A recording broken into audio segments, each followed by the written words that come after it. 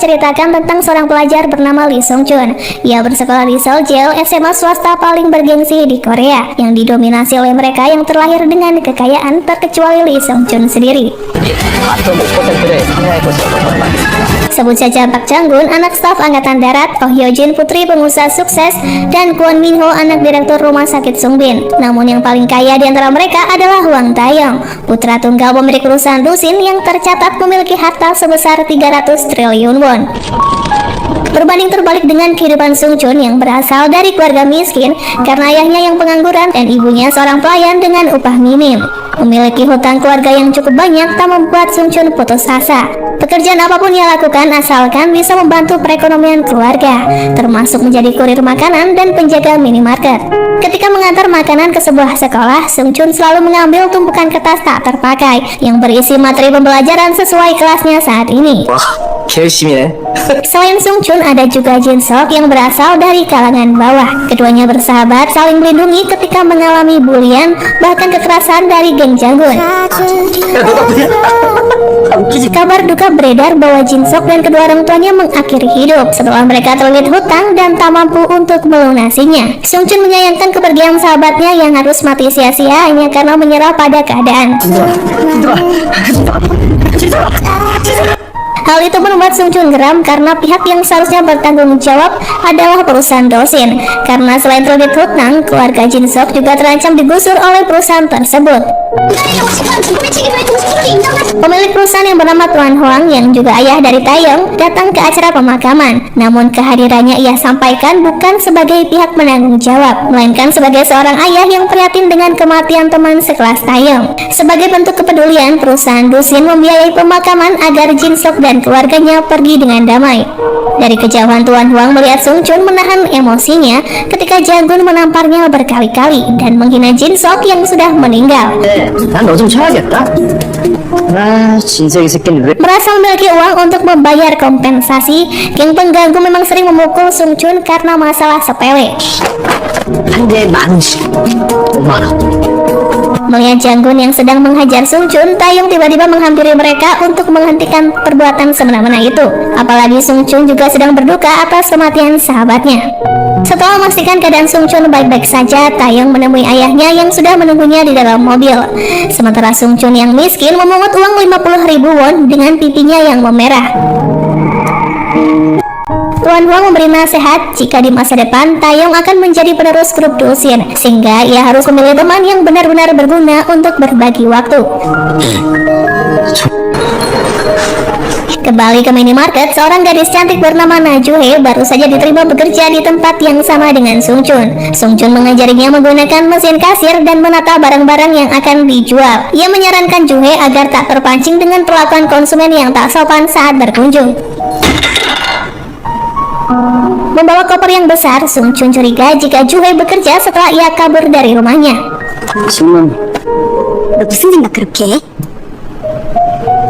Ibu Sung Chun yang sedang bekerja mendengar berita tentang kematian keluarga Jin Sok karena terancam digusur oleh perusahaan Dosin. Ia mendapat telepon dari anak perempuannya yang memberi kabar jika beberapa pria datang untuk menagih tunggakan uang sewa rumah.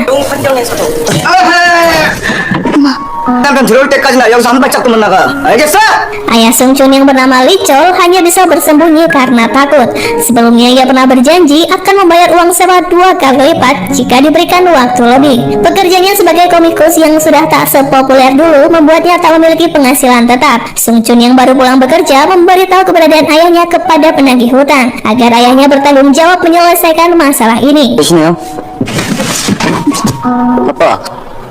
Dalam sebuah kotak tabungan, Sung Chun meletakkan uang hasil kompensasi Jang-gun karena sudah menamparnya. Adik Sung Chun kesal karena walaupun Sung Chun membenci ayahnya, tapi seharusnya ia tak berkata jujur kepada penagih hutang. Melihat banyaknya uang Sung Chun, Seona memintanya menggunakan uang tersebut untuk membayar uang sewa rumah. Sung Chun menyuruh adiknya keluar dari kamar sembari berkata ia akan mencari cara membayar uang sewa, termasuk hutang keluarganya sebesar 400 juta won, karena ayah Sung Chun menjadi penjamin usaha pamannya yang bangkrut. Di malam itu, Lee Chol membuat webtoon meskipun ia tak tahu adakah seseorang yang membantu menerbitkan hasil karyanya menjadi sebuah serial. Di lain tempat, Taeyong justru mengagumi webtoon Licol yang membuatnya sangat terhibur. Di saat ia sebenarnya harus mempelajari laporan perusahaan dari ayahnya, tangannya gemetaran hingga semuanya kambuh saat tiba-tiba Tuan Huang datang untuk memeriksa sejauh mana Taeyong mempelajari urusan bisnis. Ayahnya kecewa karena Taeyong tak memanfaatkan setiap kesempatan untuk menunjukkan kemampuan diri. 항상 기회가 주어지는 건 아닐 테니까. Beberapa hari berlalu, Sung Chun yang sudah sering mengerjakan tugas Janggun diminta menyerahkan tugasnya ke rumah Taeyong karena di sana ibu tiri Taeyong yang bernama Seo Yong Sin sedang menunjukkan kebolehannya memainkan piano. Di tengah perjalanan, langkah Sung Chun terhenti karena ia melihat bola kristal yang menggelinding ke arahnya. Ternyata tak jauh dari tempat itu, seorang nenek menjual barang-barang yang diklaim antik dan langka. Namun yang cukup menarik perhatian Sung Chun adalah sebuah sendok yang terbuat dari bahan keemasan yang nenek tawarkan seharga 30.000 won. 이건 당연히 순금이겠네요. Nenek menceritakan keajaiban sendok tersebut yang mana bisa membuat seseorang kaya raya. Menganggap semua itu lelucon, nenek tua mengatakan Sung Chun bisa mengubah hidup jika ia bersedia menukar kedua orang tuanya. Ia harus pergi ke rumah anak seusianya dan makan 3 kali menggunakan sendok tersebut. Maka seketika hidup Sung Chun akan tertukar dengan si pemilik rumah, dan orang tuanya juga akan menjadi orang tua Sung Chun. Walau tak percaya dengan semua cerita nenek itu, Sung Chun tetap membeli sendok emas. 그게 그냥 금수저가 아니야. Singkat cerita, Sung Chun tiba di rumah Taeyong. Ia kagum dengan kemegahan rumahnya yang sangat luas hingga banyaknya pelayan di berbagai sudut. Bahkan Sung Chun harus membungkukkan badan berkali-kali kepada pelayan setiap kali berpapasan. Yong Sin menyambut Sung Chun walau saat itu ia ragu Taeyong memiliki teman dari kalangan bawah. 심부름 시킨 게 있거든요. 처음 보는 친구인데. Janggun meminta Sung Chun pulang setelah ia mendapatkan upah dari hasil mengerjakan tugas. Namun Taeyong yang ramah mengajaknya bergabung dalam jamuan makan siang. 이승천, 기왕 왔으니까 밥 먹고 와. Teman-teman Sung Chun meremehkan Licol yang saat ini bermimpi menjadi komikus terkenal dengan mengerjakan webtoon. Mereka bahkan menyebut ayah Sung Chun adalah pria yang tak bertanggung jawab. 웹툰? 나 웹툰 좋아하는데. Namun Taeyong justru mengatakan jika ia sangat menyukai webtoon. Kesempatan makan siang itu Sung Chun gunakan dengan menggunakan sendok emas. Secara lahap Sung Chun menikmati hidangan yang begitu lezat baginya. 자, 먹자. Saat makanannya hampir habis, terlihat cahaya yang dikeluarkan dari sendok tersebut. Anehnya di tempat berbeda, si nenek bisa melihat apa yang sedang terjadi pada Sung Chun lewat bola kristalnya. 이 녀석 좀 봐라. Apakah sendok tersebut benar-benar ajaib masih menjadi pertanyaan besar dalam benak Sung Chun. Tapi yang jelas saat itu ia belum mengalami perubahan apapun. 3만 원이나 죽었었다니. Hingga di waktu petang ia pulang ke rumah mendapati semua lampu padam dengan suasana sepi senyap. Betapa terkejutnya Sung Chun melihat ayah, ibu, dan saudara tirinya terbujur kaku terbaring dalam satu ruangan. Beruntungnya semua itu ternyata hanyalah mimpi buruk Sung Chun. Sembari menatap foto kebersamaannya dengan sang ibu, Sung Chun memikirkan tentang ucapan nenek penjual sendok. Ia lalu menggambar denah menuju tempat nenek berjualan berharap menemukan petunjuk baru. Karena ia telah melakukan semua instruksi yang nenek katakan, yang dipercaya bisa menukar kehidupan seseorang selama 1 bulan, 1 tahun, bahkan 10 tahun lamanya. 그게 그냥 금수저가 아니야. Keesokan harinya di sekolah, Sung Chun mulai mencari informasi tentang grup Dosin yang menggeluti banyak bisnis antara lain konstruksi, bio, dan elektronik. Untuk pertama kalinya, Sung Chun melihat foto ayah Taeyong yang bernama Huang Hendo di internet. Tak jauh dari tempatnya duduk, terlihat Taeyong yang sangat frustasi mempelajari cara pengembangan perusahaan dan investasi. Sung Chun menghampirinya dan membantu Taeyong menuliskan laporan kepada ayahnya. 이승천, 너 좀 안다? Teman-teman Taeyong termasuk Yejin terheran karena Taeyong kini dekat dengan Sung Chun yang berbeda kasta dengannya. Namun siapa sangka kemampuan Sung Chun dalam menganalisa membuat Taeyong kagum hingga ia berhasil menyelesaikan laporan itu. Ia memberikannya kepada ayahnya dan membuat Tuan Huang sangat terkesan. Tuan Huang mengira bahwa Taeyong sebenarnya memiliki kemampuan jika ia bersungguh-sungguh. Sebagai ucapan terima kasih karena telah membuat ayahnya bangga, Taeyong mentraktir Sung Chun di restoran yang belum pernah ia datangi. Taeyong bahkan mentransfer sejumlah uang lebih dari sekali kepada Sung Chun. 왜 나한테 하는 건데? Di sisi lain, kedekatan Taeyong dan Sung Chun membuat Yeojin khawatir jika ia hanya memanfaatkan kebaikan hati Taeyong untuk mendapatkan uang dan popularitas. Namun Taeyong justru menganggap Sung Chun tulus dan tahu betul batasannya dalam bergaul. Yeojin lalu membicarakan Na Ju-hye yang baru saja dikeluarkan dari sekolah Inggris setelah terlibat masalah besar. 편의점 알바 오래 하고 Na 싶지? Ju-hye yang keduanya ceritakan ternyata adalah seorang gadis yang bekerja di minimarket bersama Sung Chun, tapi belum dijelaskan apa hubungan Ju-hye dengan kelompok geng kaya raya. Ju-hye baru tahu jika Sung Chun ternyata bersekolah di SMA favorit untuk murid yang bernilai baik. Dari sini diketahui bahwa Sung Chun masuk sekolah itu karena jalur berprestasi. Ju-hye terpaksa berbohong saat Sung Chun menanyakan tentang sekolahnya. Namun Ju-hye akhirnya mengaku ia baru saja dikeluarkan dari sekolah karena memberi pelajaran bagi para perundung. Pemilik minimarket memberitahu Sung Chun jika ada temannya yang ingin bertemu. Ternyata Taeyong mendatangi tempat Sung Chun bekerja untuk memberinya sejumlah uang. Sung Chun menganggap Taeyong terlalu berlebihan. Namun Taeyong memohon agar Sung Chun tak menolak niat baiknya sebagai seorang teman. Sung Chun tak menyangka jika Taeyong kini sudah mau berteman baik dengannya. Dari minimarket, Ju-hye terkejut melihat Taeyong dan Sung Chun ternyata saling mengenal dan terlihat sangat dekat. Kehidupan Sung Chun yang bebas menjalani kegiatan sesuai keinginannya membuat Taeyong iri. Apalagi saat asistennya menjelaskan jadwal belajar Taeyong dan kunjungan bisnis di hari itu yang sangat padat. Taeyong teringat sosok ibu kandungnya yang sangat diharindukan. Namun belum diketahui apakah ibunya sudah meninggal atau berpisah karena perceraian. Bekerja seharian di minimarket benar-benar membuat Ju-hye kelelahan. Sung Chun mengajaknya makan malam dan saat itu keduanya mulai akrab. Ju-hye menyadari Sung Chun sebenarnya pria yang keren dan penyayang, walaupun terkadang ia jarang tersenyum. 부자되면 할 수 있는 게 얼마나 많은데. Ju-hye menanyakan bagaimana pertemanan Sung Chun dengan Taeyong yang selama ini terjalin. Ia juga mengagumi sosok Sung Chun yang berusaha mencari nafkah untuk keluarganya. Saat menceritakan cerita masing-masing, Sung Chun bermimpi untuk menjadi orang kaya raya agar bisa membahagiakan ibunya dengan membelikan apartemen. 사줘. Keesokan harinya, sekolah mengumumkan daftar peserta terbaik yang bisa masuk universitas tanpa jalur tes. Namun sayangnya, Jang-gun menjadi satu-satunya siswa dalam gengnya yang tak bisa lolos dalam kelompok tersebut. Ia pun meluapkan amarnya kepada Sung Chun karena selama ini sudah memberikan sejumlah uang agar ia memberikan jawaban saat mengerjakan semua tugasnya.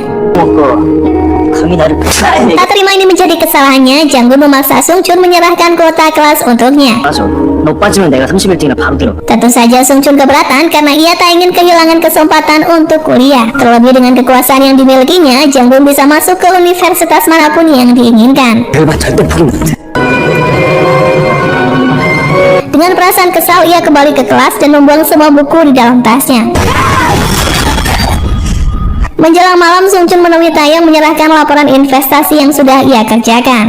Ia yang masih penasaran dengan keajaiban sendok emas meminta semangkuk mie instan dengan alasan sangat kelaparan. Belum sempat ia menyantap makanan itu, Tuan Huang keburu datang dan menunjukkan ketidaksukaannya jika Taeyong berteman dengan orang miskin. Taeyong seketika meminta Sung Chun pulang karena tak ingin membuat ayahnya marah. 승준아. 어? Saat pelayan membersihkan makanan di meja, Sung Chun menyelinap masuk tanpa sepengetahuan Taeyong. Kejadian memalukan saat Tuan Huang dan istrinya memergoki Sung Chun yang kembali masuk ke rumahnya hanya untuk menyantap mie instan. Terlihat ibu Taeyong menganggap alat makan Sung Chun yang tertinggal sebagai benda yang menjijikan. Dalam perjalanan pulang, Sung Chun tersadar betapa bodohnya tindakan yang baru saja ia lakukan. 아니요, 두 번째예요. Ia yang kecewa pada sendok ajaib lalu membuangnya ke tempat sampah. 뭐야? 바보같이.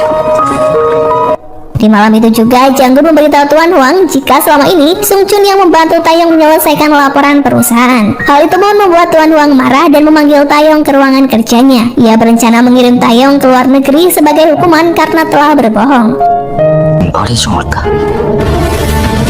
Taeyong teringat saat ia masih kecil harus menjalani peristiwa mengerikan di Amerika yang membuatnya trauma untuk kembali ke sana lagi. Ia lalu memohon kepada ayahnya agar membatalkan hukuman dan bersedia melakukan apapun untuk menebus kesalahannya. Tuan Huang sepakat, namun Taeyong harus menyelesaikan masalahnya sendiri dengan Sung Chun dan membuatnya dikeluarkan dari sekolah. Karena di bawah tekanan ayahnya, Taeyong ditemani ibunya mendatangi sekolah untuk melaporkan perbuatan Sung Chun yang selama ini melakukan pemerasan dengan bukti palsu. 승찬아. 아니야, 엄마. Sung Chun terancam dikeluarkan dari sekolah, padahal ia sudah mengatakan dengan jujur bahwa Taeyong yang memberi uang kepadanya secara sukarela karena merasa terbantu. Tak sepatah kata pun terucap dari Taeyong untuk membela Sung Chun. Ia bahkan mengatakan hal yang memojokkan Sung Chun seolah benar dia adalah korban pemerasan. 말도 안 돼요. 가급적 내가 언제? 야, 너 왜 거짓말해? 나한테 갑자기 왜 이러? Kedua orang tua Sung Chun yang hadir hanya bisa berlutut di kaki Taeyong agar mengabaikan kesalahan Sung Chun sekali ini saja. Sung Chun yang sadar ia dijebak pun tak bisa berbuat banyak karena sekuat apapun ia membela diri, tak bisa mengubah keadaan. 제발 부탁드립니다. 우리 승 한 번만 살려주십시오. Pihak yang paling diuntungkan tentu saja Janggun, karena begitu Sung Chun dikeluarkan, posisinya di kelas elang akan digantikan olehnya. 시간 문제다. 그러게 우리 회장님께서 이렇게 빨리 움직이. Sementara itu, di waktu yang hampir bersamaan, Najwa kini resmi masuk ke sekolah Soljil. Ia ternyata putri dari seorang pengusaha stasiun TV terkenal. Satu kelas dengan Yejin, keduanya tampak akrab karena sebelum ke Inggris, Yejin sudah mengenal Jue saat masih SMP. Jue yang ingin mencari di mana kelas Sung Chun harus menyaksikan teman-temannya merekam peristiwa saat Lee Chol berlutut memohon kepada Taeyong. Jue merasa adanya kejanggalan di balik kasus ini karena ia percaya Sung Chun adalah pria yang baik. Di bawah derasnya hujan, Sung Chun meminta Taeyong menemuinya di dekat danau. Ia menanyakan alasan apakah yang membuat Taeyong memberikan kesaksian yang berbeda. Padahal sebelumnya Taeyong sendiri menganggap Sung Chun sebagai seorang teman. 니네 아빠 찾아간다니까 분명 네가 그랬잖아. 우리 진짜 친구라고. 야. Karena tersulut emosi, Taeyong akhirnya mengakui jika ia terpaksa harus berbohong karena suatu hal. Tak diduga Sung Chun merekam pembicaraan itu dan berniat membawanya sebagai bukti pada persidangan komite sekolah. Ia bahkan mengancam akan membocorkan rekaman kepada publik agar semua orang tahu betapa liciknya keluarga Tuan Huang yang memfitnahnya agar Janggun mendapatkan posisinya di sekolah. 그랬다. 네가 거짓말한 거. 이거 학폭이 덮칠 거야. Terjadi perkelahian singkat saat Taeyong merebut handphone milik Sung Chun, hingga akhirnya Sung Chun terpeleset dan jatuh ke dalam danau. Mengetahui Sung Chun dalam bahaya dan ia gagal menyelamatkannya, Taeyong mencari jejak Sung Chun ke dalam air. Ia pun segera menelpon bantuan polisi. Namun setelah telepon terhubung, Taeyong baru ingat jika hal itu justru akan membuat bumerang untuk dirinya sendiri. Taeyong memilih meninggalkan Sung Chun yang semakin lama semakin tenggelam ke dasar air. Sung Chun pun pasrah jika ia harus mati saat ini juga, ketimbang terus kesusahan sebagai orang miskin seumur hidup. 반드시. Saat kesadarannya hampir hilang, Sung Chun teringat sendok emas jika sebenarnya ia masih memiliki satu kesempatan lagi dan tak boleh menyerah pada takdirnya. Setelah selamat dari ambang kematian, Sung Chun mencari sendok yang sebelumnya ia buang ke tempat sampah. Ia pun lega karena sendoknya bisa ditemukan. Di malam itu juga dengan pakaian basah kuyup, ia mendatangi kediaman Tuan Huang untuk meminta makanan sebagai permohonan terakhirnya. Ia berjanji tak akan muncul lagi di hadapan Taeyong. 밥을 달. Sung Chun mengeluarkan sendok ajaibnya setelah semua hidangan disiapkan di atas meja. Ia makan seorang diri karena Tuan Huang hanya menikmati segelas jus. Setelah dipersilakan, Sung Chun dengan lahap menghabiskan makanan tersebut. Sementara itu di perjalanan, Taeyong kebingungan apakah meninggalkan Sung Chun tenggelam adalah keputusan yang tepat. Tak ingin disebut sebagai pengecut, ia memerintahkan supirnya yang bernama Moon Ki menepikan mobil dan kembali untuk menyelamatkan Sung Chun.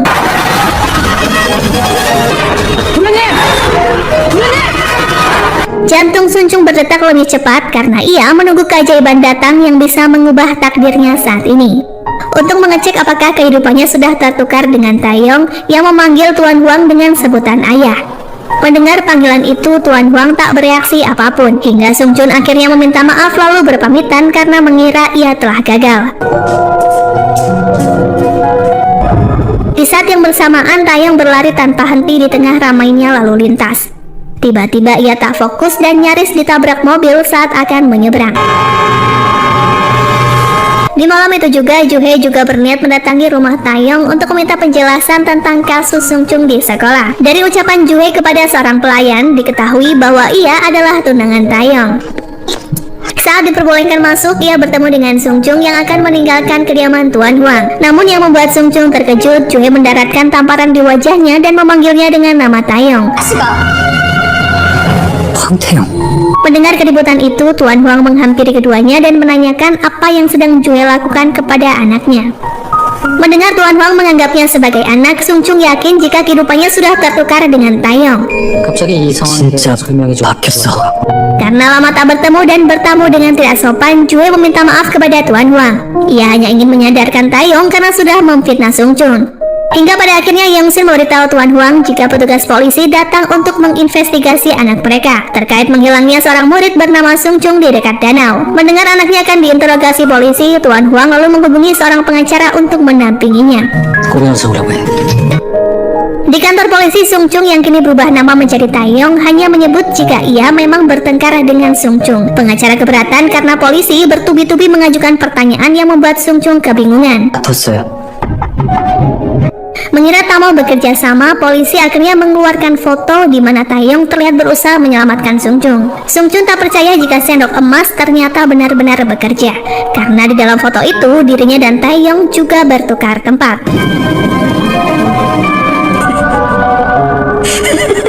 Di ruangan sebelah, seorang kepala polisi menjawab telepon dari seseorang sembari mengatakan jika ia akan mengurus kasus ini dengan baik.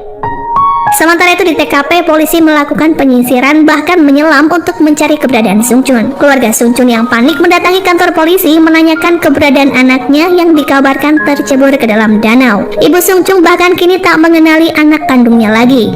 Ia menganggap Sung Chung adalah Taeyong, begitu juga sebaliknya. Pengacara akhirnya membawa Sung Chung pergi karena Seungah mulai curiga Taeyong yang mendorong Sung Chung ke dalam danau. Sung Chung pun terpaksa meninggalkan keluarganya walau dengan perasaan yang tak jelas. 너 우리 승천이랑 무슨 일 있었지? Di luar kantor polisi, Moon-ki datang dengan raut kekhawatiran karena sebelumnya majikannya itu keluar dari dalam mobil yang belum berhenti. 된 거야?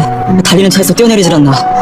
Sung Chung menelpon Taeyong menggunakan ponsel milik Moon-ki. Namun sayangnya HP Taeyong ternyata terjatuh di dekat danau. Seseorang yang menggunakan jas hujan terlihat mengangkat panggilan itu, namun ia tak mengucap satu kata pun. Siapakah saksi kunci di malam kejadian masih menjadi misteri. Mereka lalu dikabarkan kepolisian jika sudah menemukan Sung Chung alias Taeyong yang saat ini berada di rumah sakit. 저 이승철 학생 발견됐답니다. Keluarga Sung Chung segera menuju ke rumah sakit untuk memastikan keadaan anaknya. Taeyong sendiri tersadar dan saat membuka mata, ia melihat keluarga yang sangat menyayanginya. Pelukan dari ibu Sung Chung bahkan terasa hangat karena selama ini Taeyong kehilangan sosok ibu kandung. Ia pun tak ragu memanggil wanita yang ada di hadapannya dengan sebutan ibu. Sung Chung yang juga datang ke rumah sakit mencari kamar di mana Taeyong dirawat. Ia terkejut melihat Taeyong menghampirinya dengan tangan terinfus, sembari memanggilnya dengan nama asli. 이승철.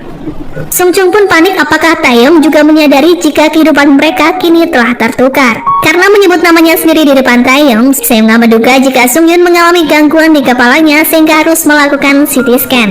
Melihat Taeyong di rumah sakit, ibu Sung Chung bersikap biasa saja karena ia harus fokus merawat anaknya yang masih kebingungan karena tercebur. Sung Chung menduga Taeyong masih syok karena harus menyesuaikan di kehidupannya yang baru. Terlebih, ia juga tak terlalu ingat kejadian di danau. 황태영. 어떻게 된 거지? Tak ingin memperpanjang masalah di sekolah, Sung Chung meminta Tuan Huang, yang juga ayahnya saat ini, untuk mencabut laporan pemerasan kepada pihak sekolah. Tentunya hal itu ia lakukan agar Taeyong tidak dikeluarkan. Adanya seorang saksi di TKP membuat Tuan Huang resah. Walau ia bisa menyuap kepala polisi, namun Tuan Huang meminta anak buahnya mencari saksi yang mengambil foto di malam itu karena khawatir orang tersebut berniat mengganggu anaknya. 제보 동영상도 잘 처리했으니 걱정 안 하셔도 돼. 대박이다. 대박이야. Sepulangnya dari rumah sakit, Sung Chung kembali ke rumah Tuan Huang yang kini menjadi rumahnya juga. Ia terperangah melihat kemewahan yang selama ini Taeyong dapatkan. Agar tak menimbulkan kecurigaan, Sung Chung kini bersikap layaknya seperti bos. Kesulitan untuk mencari kamar Taeyong, ia justru salah masuk ke kamar ibu tirinya yang sedang berganti pakaian. 야, 너 뭐야? 너 Sung Chung beralasan jika ia hanya ingin meminta maaf karena sempat membuat Yang Sin khawatir. Yang Sin merasa adanya keanehan pada perilaku Taeyong karena untuk pertama kalinya Taeyong meminta maaf bahkan memanggilnya ibu tapi dengan sebutan yang sedikit berbeda. 엄마? 뭔가? Ia meminta Taeyong tak perlu berpura-pura baik di depannya. 황태영 맞아? Setelah keluar dari ruangan itu, Sung Chun bertemu dengan Moon Ki yang menyerahkan denah rumah dan daftar pegawai di rumahnya. Sung Chun beralasan ia membutuhkan data itu untuk tugas sekolah dan ingin mendisiplinkan pegawainya. 그거 가져야 할 게 있어서요. Moon Ki yang mengantar Taeyong ke kamarnya merasa aneh karena untuk pertama kalinya majikannya itu memanggilnya dengan sangat formal. Namun Moon Ki berpikir jika Taeyong sedikit berubah karena hari ini adalah hari yang berat untuknya. Banyaknya koleksi pakaian hingga jam tangan mewah membuat Sung Chun tak berhenti mengagumi kamar Taeyong. Tapi satu hal yang membuat dirinya sangat terkejut, ternyata foto Taeyong di kamar juga berubah menjadi foto dirinya. Ia tak menyangka jika sendok ajaib bisa merubah segalanya dalam waktu singkat. Hal itu memang sudah pernah nenek penjual katakan, jika keadaan sekitar akan berubah dan terlihat normal, kecuali diri Sung Chun sendiri. Setelah mengamati lebih detail, Sung Chun melihat angka 30 di gagang sendok yang seketika berubah menjadi 29 saat jam menunjukkan pukul 12 malam. Ia paham jika itu berarti hari yang tersisa untuk kembali sebagai Sung Chun dengan keluarga miskinnya. 그리고 10년이 돼. 너한테는 3번의 기회가 있어. Keesokan harinya Sung Chun bersekolah seperti biasa. Namun yang membuatnya risih, ia harus terbiasa bersahabat dengan Janggun dan gengnya yang selama ini bersikap arogan. 야, 쟤 뭐래? Sung Chun baru mengetahui jika Juhei yang kini satu sekolah dengannya adalah anak dari pemilik stasiun TV ternama. Saat masuk ke kelasnya, Sung Chun sempat diingatkan oleh seorang siswa karena menduduki tempat duduk yang salah. 황태용, Beberapa saat kemudian, ia dipanggil kepala sekolah karena ingin membicarakan masalah pemerasan tempo hari. Dalam pertemuan itu, Sung Chun akhirnya tahu jika kepala sekolah dan guru Kim sudah mengetahui jika Taeyong memang sengaja menjebak Sung Chun agar ia dikeluarkan dari sekolah. Sung Chun bahkan menyebut jika mereka seharusnya tak menghakimi murid sebelum memeriksa faktanya terlebih dulu. 왜 내가 뭘 잘못했지? 빡대. Kebiasaan Janggun yang ringan tangan kembali ia lakukan kepada teman-temannya. 왜 그게 저기 자기 자리 앉으라 그게 뭐야? 왜 잘못인데? 얘들아 이 새끼야, 너 뭔데? Melihat Janggun kembali berulah, Sung Chun tak segan memukulnya sekaligus meluapkan dendamnya selama ini. 열받지? 기분 더럽지? 괜찮아, 실수할 수 있어. Walau dipukul berkali-kali, Janggun pasrah dan tak berani marah kepada Taeyong. Tentunya karena ia jauh memiliki kekuasaan yang lebih kuat. Sung Chun membela kedua temannya dan memberikan nomor telepon jika sewaktu-waktu geng Janggun mengganggunya lagi. Janggun sendiri tak habis pikir sebenarnya apa yang membuat Taeyong benar-benar berubah. Tapi bagi Sung Chun ini baru permulaan, karena dengan kemampuannya saat ini, ia bisa menghentikan perbuatan Janggun yang semena-mena. Setelahnya Juhei mengajaknya ke rooftop sekolah. Ia yang mengira Sung Chun adalah Taeyong memintanya agar tak mengganggu kehidupan Sung Chun lagi, karena beban hidupnya yang sudah sangat berat. Sung Chun tak menyangka jika Juhei begitu perhatian dan peduli pada dirinya. 그럴 땐 꼭 참았어. 근데 이렇게 날 또 Setelah ditinggalkan oleh Juhei, giliran Yeojin yang menghampirinya. Karena gadis itu masih kesal, tempo hari Taeyong menyebut dirinya sebagai perempuan rendahan. Ia saat itu memberi informasi jika sewaktu SMP, Juhei menjadi penyebab tewasnya seorang siswa. Namun saat itu, Sung Chun tak tertarik untuk membahasnya. Walau berada di posisi Taeyong, namun Sung Chun tak memanfaatkan Yeojin yang saat itu menciumnya dengan mesra. Sementara itu kondisi Taeyong masih terbaring lemah di rumah Sung Chun yang sederhana. Saat terbangun yang diingatnya adalah jadwal makan malam bersama ayahnya pada pukul 7 malam. 아직 7시 전이야, 승철아. 너 왜 그래? 아버지 오실 때 전해드려. Melihat anaknya yang begitu panik, Lee Chol berusaha membuatnya tenang dan memintanya untuk kembali beristirahat. 마음이 살아서 그래. Taeyong yang kini hidup sebagai Sung Chun memang masih teringat tentang kebiasaannya dulu. Walau ia akhirnya sadar jika di sampingnya ada keluarga yang sangat menyayanginya. Berbanding terbalik dengan Sung Chun yang berusaha mengikuti kebiasaan Tuan Huang yang sangat disiplin. Dia akhirnya paham 3 kata yang bisa mendefinisikan Tuan Huang, yaitu waktu, ketertiban, dan uang. Mungkin 3 hal itulah yang membuat Tuan Huang menuai kesuksesan. Ia juga selalu memulai harinya pukul 4 pagi dengan menerima laporan tentang aset perusahaan sembari berolahraga. 현황을 살펴보는 것으로 시작. Dikenal dengan perfeksionisnya, Tuan Huang bahkan tak bisa mentolerir adanya kesalahan, sehingga Sung Chun berusaha semaksimal mungkin untuk membuat laporan yang diminta ayahnya. Rupanya kehidupan seperti inilah yang selalu Sung Chun idamkan, walau saat ini ia harus berpisah dengan keluarganya. Rencana penggusuran pemukiman kumuh masih terus perusahaan Dosin lakukan. Tuan Huang mendapat laporan jika akhir-akhir ini Taeyong menghabiskan uang dalam jumlah yang banyak. Ternyata Taeyong sengaja berbelanja barang mewah untuk menghadiahkannya kepada keluarga.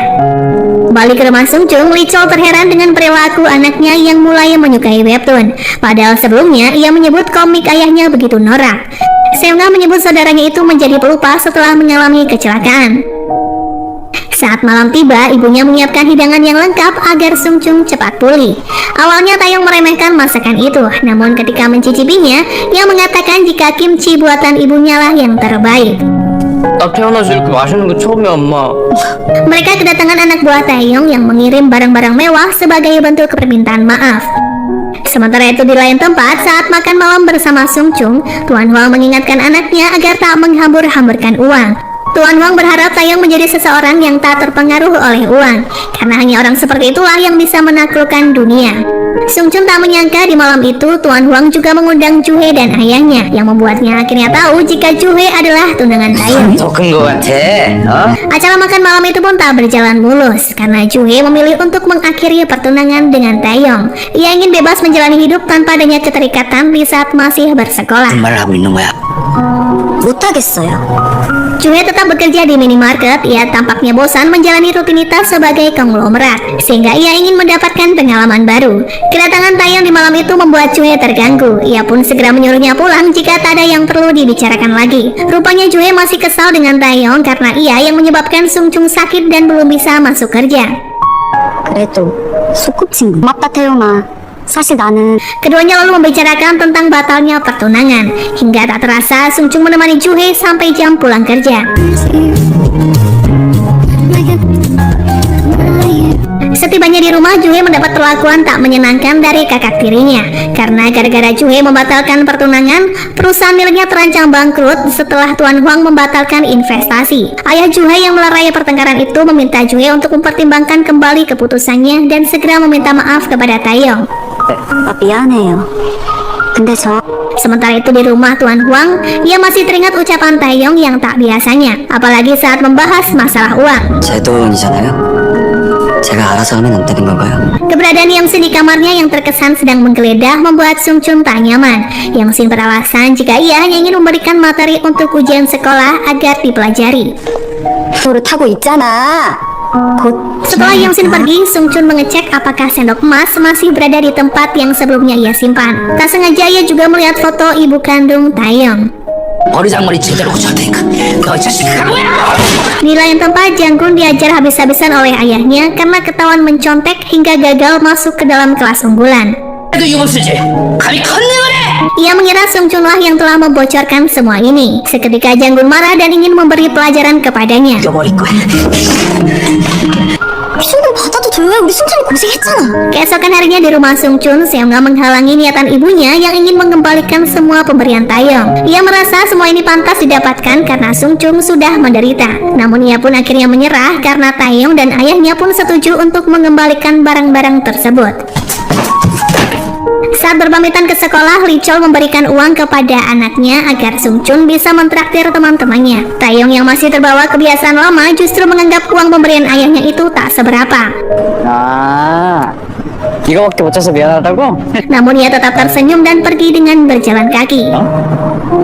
아무튼 땡큐. Ayahnya menyesal karena selama ini tak bisa memberikan kehidupan yang baik untuk keluarganya. Pandangan Lee Chol tertuju pada lowongan pekerjaan di bidang konstruksi. 인간이라서 돈 못 버는 인간. Sementara ibu Sungchung akhirnya mengembalikan barang berharga itu. Padahal Sungchung membawa cek dengan jumlah ratusan juta won berharap bisa melunasi hutang keluarga. 하잖아요. 그냥 좀 받으면 어때요? Ibu Sungchung menolak pemberian itu karena harga diri keluarganya tak bisa dibeli dengan uang. Ia hanya meminta Taeyong untuk menjauhi 아무 anaknya. 잘못 없잖아. 네가 거짓말한 거잖아. Sungchung terdiam karena ibunya benar-benar memiliki hati yang luas, yang tak ingin memanfaatkan kebaikan orang lain. Kembalinya Taeyong alias Sungchung membuat teman-temannya senang, tak terkecuali Juhe yang memang sudah lama ingin bertemu. Keduanya lalu duduk di taman sekolah membicarakan tentang ingatan Sungchung yang sempat terganggu jika ia pernah bekerja di minimarket. 그건 또 무슨 소리야? Beberapa saat kemudian Janggun membawa Sungchung ke rumahnya. Bersama teman-temannya, ia menghajar Taeyong karena menjadi penyebab ayahnya marah. 나지 지금 나지 좋고 좋아 저 쫄았잖아 내가 이 자식아 나안 들어? 찍어 전방도 보겠습니다. Di lain tempat, Tuan Huang sepertinya merencanakan sesuatu karena ia menandatangani sebuah dokumen yang berhubungan dengan Taeyong. Terlihat Jung Hae diawasi oleh seseorang saat ia sedang mengunjungi tempat peringatan bagi orang-orang yang sudah meninggal. Tanpa ia sadari, Sung Chun juga berada di tempat yang sama untuk memberi penghormatan kepada Kim Seo. 나 이제 이승철 아니다. Beberapa saat kemudian ia mendapat telepon dari temannya jika Sung Chun menghilang dari sekolah dan dicurigai Jang Gun lah yang menculiknya. Sung Chun segera mendatangi rumah Jang Gun karena ia yakin Taeyong dalam bahaya.